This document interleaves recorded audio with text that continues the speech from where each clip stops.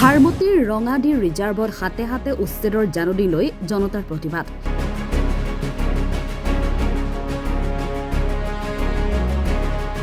এফালে অৰুণাচলী আগ্ৰাসন, আনফালে অসমৰ বন বিভাগৰ উচ্ছেদৰ জাননী। আমাক সংস্থাপিত কৰক, ভূমিৰ পট্টা দিয়ক, নহলে গুলী কৰি মাৰি পেলাওক, এই দাবী ৰাইজৰ। লখিমপুৰ জিলাৰ অসম অৰুণাচল সীমান্তৰ ৰঙাডি ৰিজাৰ্ভত সীমান্তবাসীৰ প্ৰতিবাদ।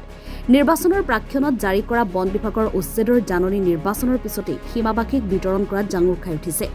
1970 চনতে বানপীড়িতক দুবিঘাকৈ ভূমি দি সংস্থাপন দিয়া ৰাইজক প্ৰতাৰণা বিজেপি চৰকাৰৰ ক্ষিৰোধাৰ সমালোচনা সীমান্তবাসীৰ। চনতে আমাৰ ইয়াত এলটমেণ্ট দিছিলে মাটিটো, তাৰপৰা দফলাই গণ্ডগোলৰ কাৰণে কোনো মাটি আজিলৈকে শৃংখলা মাৰি মাটি দিয়াই নাই।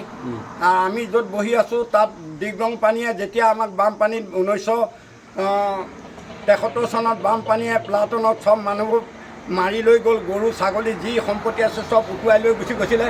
তাৰপিছত মাটি গোটেই মাটি লৈ গ'ল, যিখিনি মাটিত তাৰপৰা দিলে লৈ গুচি গ'ল। কিছুমান মানুহ মাটি তাতে থাকিলে, কিছুমান মানুহ মাটি তাত নাইকিয়া হৈছিলে।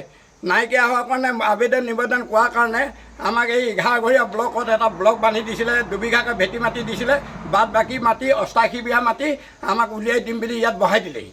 বহাই দিয়াত ইয়াত গোটেই মুকলি মাটি আছিলে, দখলাবিলাকে মুকলি মাটি আছিলে। সেই সময়তে আমি সেই মাটিটো দখল কৰি পেলাই আমি নিজে নিজে বহি পেলাই খাই আছোঁ।